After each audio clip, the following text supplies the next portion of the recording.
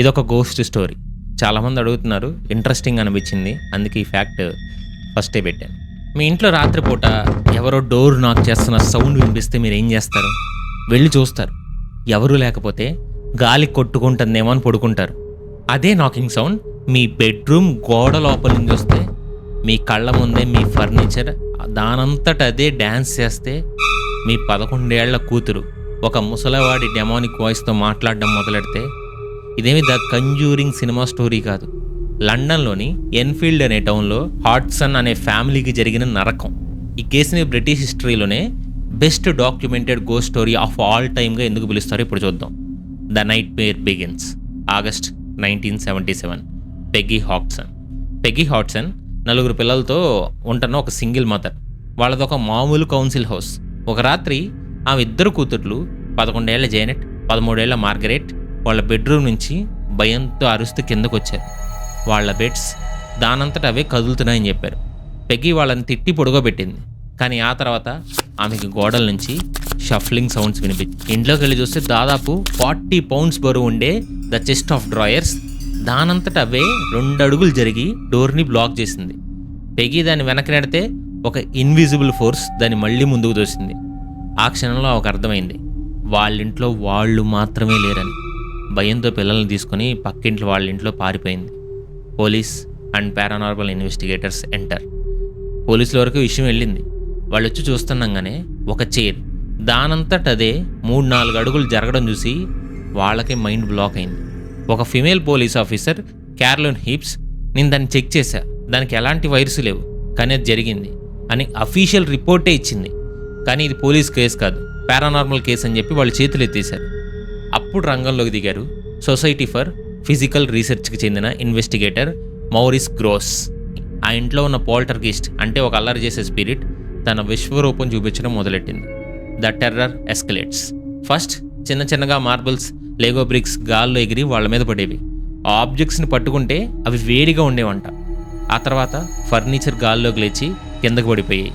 Maurice గ్రూస్ కళ్ళ ముందే ఒక పెద్ద సోఫా గాల్లోకి లేచి టర్న్ అయి పడింది. ఒకసారి జానెట్ చైర్లో కూర్చునుంటే ఆ చైర్తో సహా ఆమెను ఒక ఇన్విజిబుల్ ఫోర్స్ గదిలో ఒక మూల నుంచి ఇంకొక మూలకి ఇసిరేసింది. గ్రోస్ ఆ స్పిరిట్తో కమ్యూనికేట్ చేయడానికి ట్రై చేశాడు. నువ్వు మగాడివా అని అడిగితే గోడ మీద నాక్ సౌండ్ వచ్చేది. ఆ ఇంట్లో చనిపోయావని అడిగితే 2 సార్లు నాక్ చేసేది. ఆ స్పిరిట్ పేరు బిల్ విల్కిన్స్ అని. 72 ఏళ్ల వయసులో ఆ ఇంట్లోని ఒక ఆర్మ్ చైర్లో బ్రెయిన్ హ్యామరేజ్తో చనిపోయానని చెప్పింది. The voice of bill Wilkins. ఈ కేసులో అత్యంత భయంకరమైన ఘట్టం ఇదే. 11 ఏళ్ల జెనెట్ ఒక 72 ఏళ్ల ముసలాయిన్లాగా గొంతు మార్చి ఒక డెమానిక్ రఫ్ వాయిస్లో మాట్లాడడం మొదలెట్టింది. ఆ voice, just before I died I went blind and then I had a haemorrhage and I feel asleep and I died in the chair in the corner downstairs అని చెప్పింది. ఆ voice వస్తున్నప్పుడు Janet పెదాలు కూడా కదిలేవి కాదు. ఆ వాయిస్ని tape రికార్డర్లో కూడా రికార్డ్ చేశారు.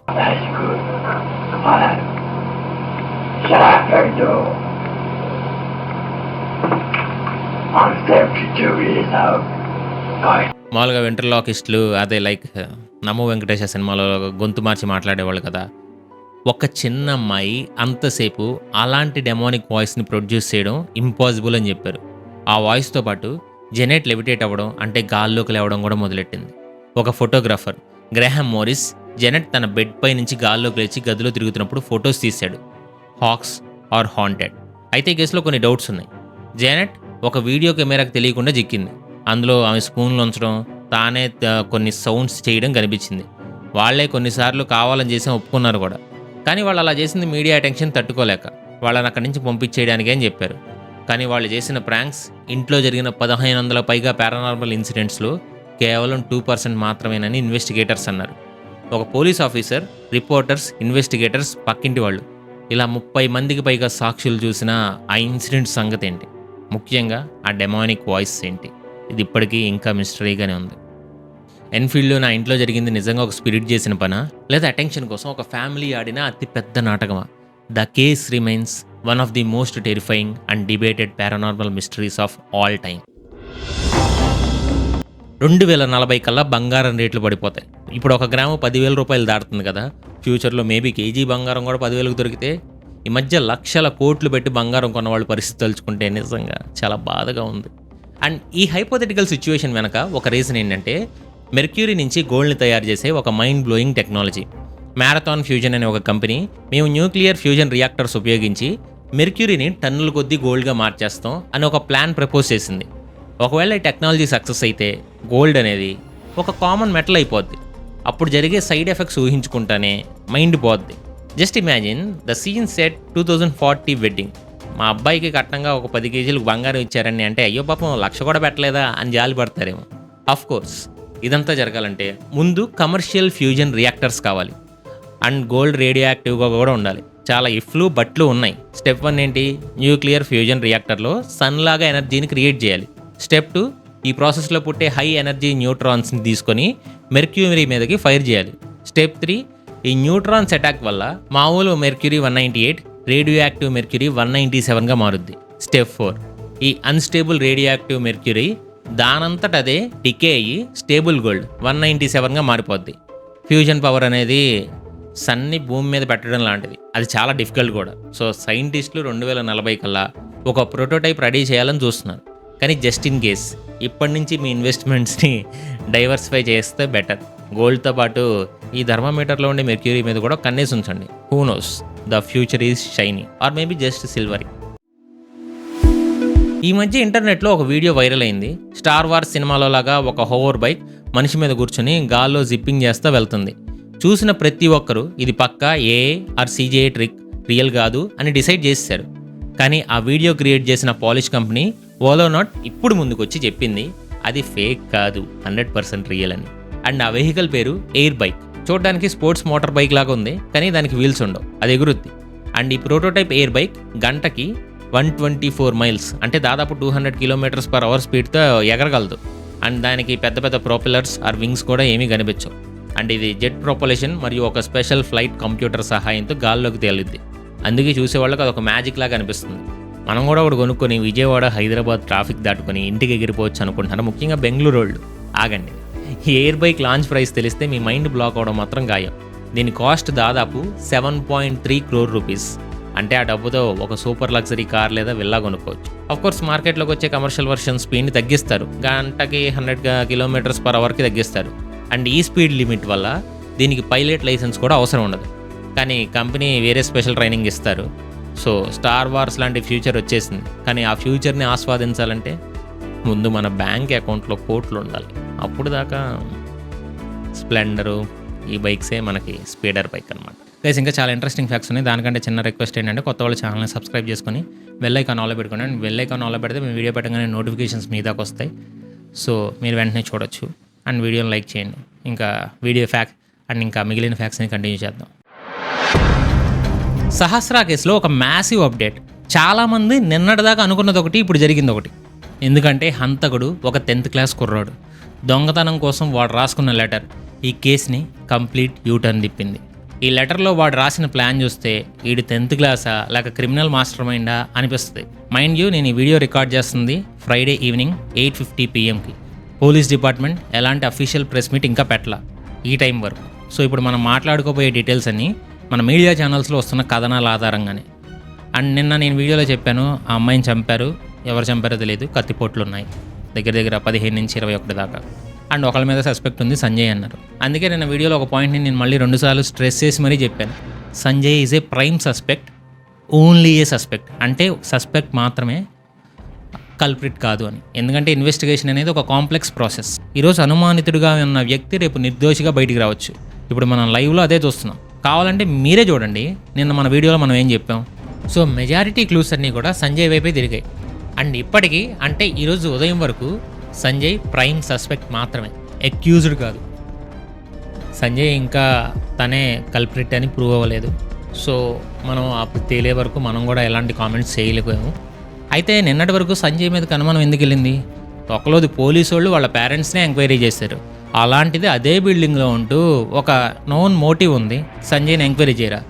అండ్ దీనికి బిగ్గెస్ట్ రీజన్ కూడా సంజయ్ వాళ్ళ మదర్ బిల్డింగ్లో ఉన్న వాళ్ళ చుట్టుపక్కల ఉన్న వాళ్ళ మీద అనుమానం వ్యక్తం చేశారు. అంటే చేసినట్టుగా అంటున్నారమ్మా. మరి ఎవరు కావాలని చేసారు మేడం, ఇంటి వాళ్ళు ఏమో అనుకుంటున్నాను నేను. ఆ బిల్డింగ్ వాళ్ళు పక్కన వాళ్ళకే అనుమానం మేడం, నాకు ఇంకెవరు కాదు. ఎందుకంటే డెలివరీ బాయ్ని కూడా రానియరు కదా మేడం. చూశారుగా, వాళ్ళ అమ్మగారికి అనుమానం ఉండడంలో అండ్ పోలీసులు ఆ యాంగిల్ ఇన్వెస్టిగేట్ చేయడం పర్ఫెక్ట్లీ నార్మల్. మోటివ్ కనబడింది, ఆపర్చునిటీ కనబడింది. అందుకే మనం తొందరపడి కామెంట్స్లో ఒకరిని క్రిమినల్గా ఫిక్స్ చేయకూడదు. Yesterday it was him, today it's someone else. That's how investigation works. So అసలు హంతకుడు ఎలా దొరికాడు? ఇప్పుడు మన మీడియా ఛానల్స్లో చూపిస్తున్న దాని ప్రకారం 4 రోజులుగా పోలీసులకి సింగిల్ సాలిడ్ క్లూ దొరకల. అండ్ ఇలాంటి టైంలో సాఫ్ట్వేర్ ఇంజనీర్ ఇచ్చిన సింగిల్ హింట్ మొత్తం కేసుని సాల్వ్ చేసిందంట. ఆ సాఫ్ట్వేర్ ఇంజనీర్ ఇచ్చిన సమాచారాన్ని ఒకసారిగా మరొకసారి వెరిఫై చేస్తూ ఆ బాలుడి ఇంటికి వెళ్ళి ఇల్లంతా కూడా సెర్చ్ చేసిన సమయంలో ఇంటి సజ్జపైన లెటర్ దొరకడం, ఆ లెటర్ని చదివిన తర్వాత పోలీసులకు క్లియర్గా అర్థమైపోయింది. స్టార్టింగ్ నుంచి హత్య జరిగిన రోజు software engineer work from home చేస్తున్నాడు. అప్పుడు పక్క బిల్డింగ్లో ఉండే 10th క్లాస్ కుర్రాడు చాలా అనుమానాస్పదంగా దాక్కుంటూ బిల్డింగ్ టాప్ పైన ఏదో లెటర్ పెట్టడం గమనించాడంట. ఇనిషియల్లీ ఆడుకుంటున్నాడు అనుకున్నాడంట, కానీ బిట్ సస్పీషియస్ అనిపించి పోలీసులకు ఇన్ఫార్మ్ చేశాడు. ఎందుకంటే తర్వాత అంత పెద్ద ఇన్సిడెంట్ జరిగినప్పుడు ప్రతి దాన్ని రీకాల్ చేసుకుంటారు కదా. మరొకసారి వెరిఫై చేస్తూ ఆ బాలుడి ఇంటికి వెళ్ళి ఇల్లంతా కూడా సెర్చ్ చేసిన సమయంలో ఇంటి సజ్జపైన లెటర్ దొరకడం, ఆ లెటర్ని చదివిన తర్వాత పోలీసులకు క్లియర్గా అర్థమైపోయింది. స్టార్టింగ్ నుంచి సో మీడియాలో వస్తున్న ఇన్ఫర్మేషన్ ప్రకారమే పోలీసులు ఆ కుర్రోడ్ని అదుపులో తీసుకుని వాడి దగ్గర సెర్చ్ చేస్తుంటే ఈ షాకింగ్ లెటర్ దొరికింది. ఒక కత్తి అండ్ ఒక బ్లడ్ స్టెయిన్ డ్రెస్ దొరికింది అంటున్నారు. అండ్ మోస్ట్ ఇంపార్టెంట్లీ అతను స్వయంగా రాసుకున్న ఆ క్రైమ్ ప్లాన్ లెటర్. ఆ కుర్రోడు తన ప్లాన్కి పెట్టుకున్న మిషన్ థెఫ్ట్, కానీ అది మిషన్ మర్డర్గా మారింది. సో అతను మనోడు రాసుకున్న స్టెప్స్ ఏంటంటే, లెటర్ ఇది. స్టెప్ 1 గో టు హోమ్, ఇంట్లోకి వెళ్ళడం. Step 2 take gas and table, lock పగలగొట్టి గ్యాస్ కట్టర్స్ని వాడాలి. కట్ విత్ నైఫ్ అంటే మొత్తం చెప్పట్లేదండి, కత్తితో లాక్ కట్ చేయాలి. టేక్ మనీ, డబ్బులు దొంగిలించాలి. లీక్ ద గ్యాస్, ఇది మోస్ట్ షాకింగ్ పార్ట్. ఎవిడెన్స్ దొరకకుండా గ్యాస్ లీక్ చేసి ఇంట్లో డబ్బులు తీసుకొని ఏదో పూజ మందిరం వెనకాల ఫోటోలో డబ్బులు 80,000 అంటున్నారు, ఆ హౌస్ని కాల్ చేయాలని ఇది ప్లాన్. సో ఇప్పుడు వస్తున్న ఇన్ఫర్మేషన్ ప్రకారం అసలు క్రైమ్ ఎలా జరిగిందంటే, ఆ కుర్రోడు దొంగతనం కోసం ఇంట్లోకి వెళ్ళాడు. దేవుడి పట్టాల వెనకాల ఉన్న 80,000 రూపాయలు ఉన్నాయని తెలుసు. అవి తీస్తుండగా సహస్రాన్ని చూసిందని చంపేశారని మీడియా చెప్తుంది. సో వాడు దొరికిపోతానన్న భయంతో ముందు గొంతు నిలివి, తర్వాత చంపేశారు. ఆ ప్యాటర్న్ తెలుసుగా, చంపేశారని రిపోర్ట్స్ వస్తున్నాయి. అంటే ఒక 15 ఏళ్ల కుర్రోళ్ళు ఎంత క్రూయల్టీనా. మైండ్ యూ, ఈ 80,000 రూపాయల విషయం నిజమా కాదనేది పోలీసులే కన్ఫర్మ్ చేయాలి. బికాస్ ఇప్పుడు మనం చెప్పబోతున్నట్టు దీని మీద ఒక పెద్ద క్వశ్చన్ మార్క్ ఉంది. ఎందుకో చెప్తున్నా, అదేంటంటే చాలామంది చెప్తున్న స్టోరీ ప్రకారం 80,000 రూపాయల కోసం దొంగతనం హత్య జరిగింది అంటున్నారు. బట్ సహస్రా వాళ్ళ అమ్మగారు సుమన్ టీవీకి ఇచ్చిన ఇంటర్వ్యూలో మా ఇంట్లో ఏ వస్తువులు పోలేదని చాలా క్లియర్గా చెప్పారు. ఆ క్లిప్ ప్లే చేస్తాను చూడండి. ఇంటి దగ్గర ఇంట్లో వస్తువులు అయితే ఏమి పోలేగా అమ్మా? మీరు తర్వాత మేడం నా బంగారు అట్లనే ఉంది, పైసలు అన్ని అట్లనే ఉన్నాయి, నా పిల్లనే పొట్టన పెట్టుకురు మేడం. అది అయితే ఏం జరగలేదు, ఏం పోలేదు కూడా. సో ఈ మనీ యాంగిల్ మీద ఇంకా ప్రాపర్ క్లారిటీ రావాల్సి ఉంది. బట్ ఆ letter, confession, recovered weapon, media reports ఇవన్నీ కుర్రోడికి అగెనిస్ట్గా ఉన్న స్ట్రాంగ్ ఎవిడెన్స్. లెటర్ అయితే ఖచ్చితంగా దొరికింది. మిగిలిన కన్ఫెషన్, వెపన్ అనేది ఇంకా పోలీసులు కన్ఫర్మ్ చేస్తేనే తెలిసిద్ది. బట్ ఆ లెటర్ని మనోడు 5 రోజుల పాటు ఎందుకు దాచాడు, దాని ఎవిడెన్స్ని డిస్ట్రాయ్ చేయకుండా అని చాలామంది క్వశ్చన్ చేస్తున్నారు. ఇప్పుడు పబ్లిక్ రియాక్షన్ మొత్తం ఎలా ఉందంటే, ఆ కుర్రోడ్ మీద, వాళ్ళ పేరెంట్స్ మీద పగ పెట్టుకున్నారు. అండ్ చంపేయండి, మా చేతికి ఇవ్వండి, మేమే చంపేస్తాం అంటున్నారు. వాళ్ళ పేరెంట్స్ని తిడుతున్నారు. If this is true, A crime is a crime. కానీ ఓటీటీలు చూసి ఒక పిల్లోడు చెడిపోతే వాడిని కన్నందుకు ఆ పేరెంట్స్ని తిట్టడం ఎంతవరకు కరెక్ట్? వాళ్ళ బాధ వాళ్ళది. అండ్ ఈ ట్రాజిక్ సిచ్యువేషన్లో ఒక 10 ఏళ్ల పాప చనిపోయింది, 15 ఏళ్ల వాడి జీవితం క్లోజ్ అయిపోయింది, 2 కుటుంబాలు నాశనం అయ్యాయి. యాజ్ ఎ సొసైటీ మనం ఒకరిని జడ్జ్ చేసే ముందు పిల్లలు ఏం చేస్తున్నారు, ఎవరితో తిరుగుతున్నారు అని గమనించడం. అండ్ మోస్ట్ ఇంపార్టెంట్లీ ఇలాంటి కేసెస్లో తొందరపడి ఎవరిని జడ్జ్ కూడా చేయొద్దు. ఇన్ కేస్ నెక్స్ట్ ఆ పిల్లోడు కాకపోతే నేను మళ్ళీ అప్డేట్ ఇస్తాను. ఒకవేళ పోలీసులు ఆ పిల్లోడే అని కన్ఫర్మ్ చేస్తే ఇంకా వీడియో చేయను, కేస్ ఈజ్ క్లోజ్డ్. అండ్ ఇది ఫ్రైడే 8:50 PM వరకు ఉన్న అప్డేట్. అండ్ మా నాలెడ్జ్ వర్త్ అనిపిస్తే కొత్త వాళ్ళు ఛానల్ని సబ్స్క్రైబ్ చేసుకొని బెల్ ఐకాన్ ఆన్లో పెట్టుకొని వీడియోని లైక్ చేయండి. మీ ఫ్రెండ్స్ అండ్ ఫ్యామిలీకి ఈ వీడియోని షేర్ చేయండి. అండ్ మర్చిపోకుండా ఛానల్ని సబ్స్క్రైబ్ చేసి బెల్ ఐకాన్ ఆన్లో పెట్టుకుంటే మేము వీడియో పెట్టగానే నోటిఫికేషన్స్ వస్తాయి. అండ్ వీడియో చివరి వరకు చూసిన ప్రతి ఒక్కరికి లవ్ యూ సో మచ్. ఎప్పటికీ గ్యాంబ్లింగ్ అండ్ బెట్టింగ్ మన ఫైనాన్షియల్ హెల్త్కి హానికరం. అడిక్ట్ అయ్యే ఛాన్స్ ఉంది. మీ జేబులు ఖాళీ అవుతాయి. బెట్టింగ్ చేయకండి, చేసే వాళ్ళని ఎంకరేజ్ చేయకండి.